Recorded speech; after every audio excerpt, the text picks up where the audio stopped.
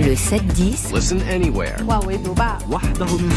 sur France Inter. Géopolitique, bonjour Pierre Rassi. Bonjour Nicolas. Pierre, vous vous demandez si l'opération militaire israélienne à Gaza lui permettra d'atteindre ses objectifs. Depuis dimanche, l'aviation israélienne bombarde incessamment des centaines de cibles dans la bande de Gaza. Les réservistes sont rappelés en vue de ce qui sera sans doute une vaste opération terrestre dans le territoire palestinien. L'objectif déclaré est de détruire les infrastructures militaires qui ont permis au Hamas de frapper Israël et de l'éradiquer, selon un mot plusieurs fois employé. Une partie de cette réponse israélienne est dictée par la brutalité sans précédent de ce qui s'est passé. Le public israélien ne comprendrait pas qu'après ces défaillances catastrophiques, l'armée ne fasse pas payer un prix élevé aux Palestiniens de Gaza.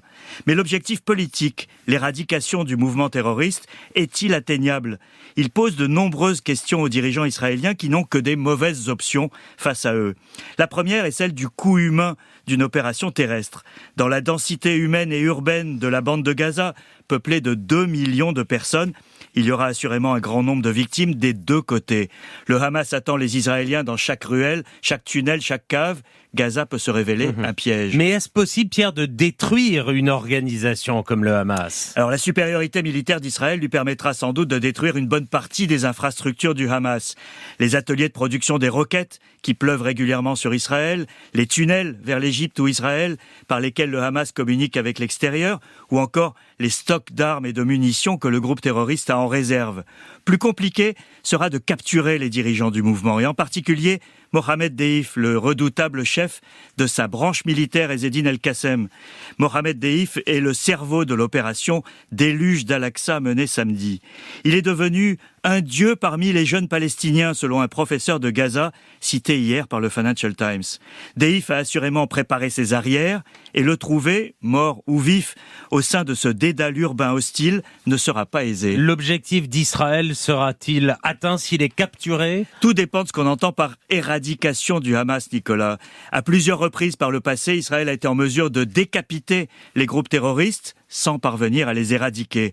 Le risque est double à Gaza. D'une part, que le prix soit trop élevé, à la fois pour les militaires israéliens et pour les populations civiles palestiniennes, pour un résultat qui ne sera sûrement pas définitif. D'autre part, une victoire à Gaza poserait d'autres problèmes en l'absence de toute solution politique. Que faire de Gaza une fois le Hamas éliminé, même temporairement ? Israël a déjà eu l'expérience de l'occupation du territoire et n'en garde pas de bons souvenirs. Une nouvelle occupation n'est sûrement pas le souhait des militaires. Mais peut-on laisser 2 millions de personnes en déshérence ? C'est prendre le risque de faire émerger pire que le Hamas du point de vue d'Israël. En 1957, David Ben-Gourion, le fondateur de l'État hébreu, estimait que la bande de Gaza est un malheur pour tout régime, quel qu'il soit, que ce soit un régime israélien plus l'ONU ou un régime de l'ONU sans Israël. C'était il y a 66 ans, mais est-ce vraiment différent ?